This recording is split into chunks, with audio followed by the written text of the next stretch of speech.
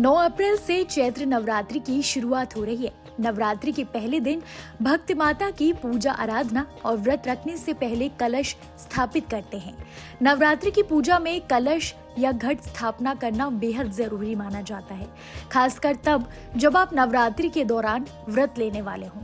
तो आज इस वीडियो में हम आपको बताएंगे कि नवरात्रि के पहले दिन कलश स्थापना का धार्मिक महत्व क्या है और इससे क्या लाभ भक्तों को प्राप्त होते हैं। तो सबसे पहले जानते हैं कलश स्थापना का महत्व क्या है। हिंदू धर्म में आस्था रखने वाले लोग किसी भी शुभ काम को करने से पहले कलश स्थापित करते हैं।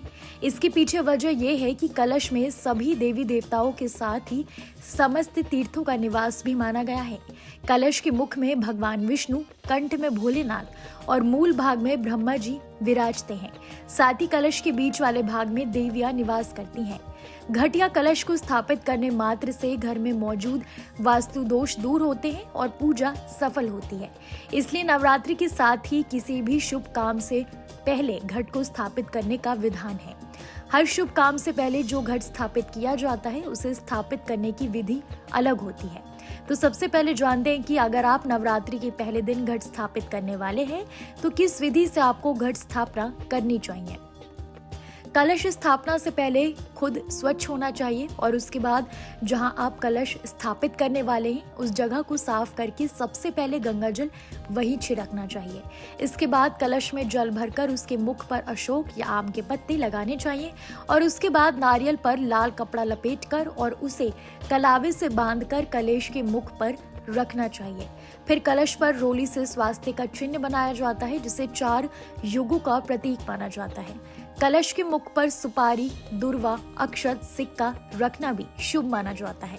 नवरात्रि के पहले दिन कलश को स्थापित करने से पूर्व बालू की एक वेदी भी बनाई जाती है जिस पर जौ बोए जाते हैं।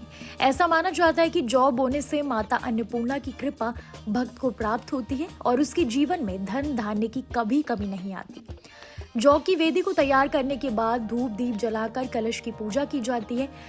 भक्त कलश की पूजा के साथ ही नवरात्रि के व्रत का संकल्प भी लेते हैं और माता को अपने घर आमंत्रित करते हैं।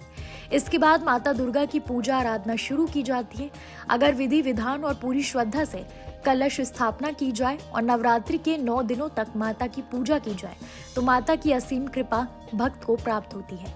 अगर आप भी नवरात्रि में माँ को प्रसन्न करना चाहते हैं, व्रत रखना चाहते हैं तो नवरात्रि के पहले दिन घट स्थापना जरूर करें।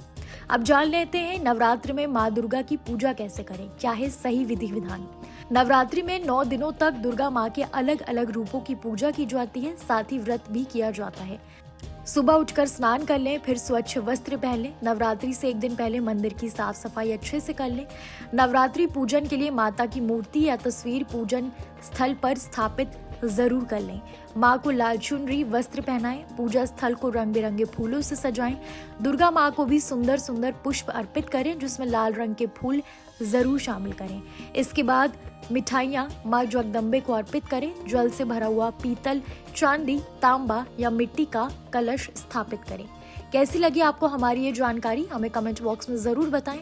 बाकी धर्म कर्म से जुड़ी तमाम जानकारियों के लिए सब्सक्राइब कीजिए हमारा डिजिटल चैनल और देखते रहिए न्यूज़ नेशन स्तुति।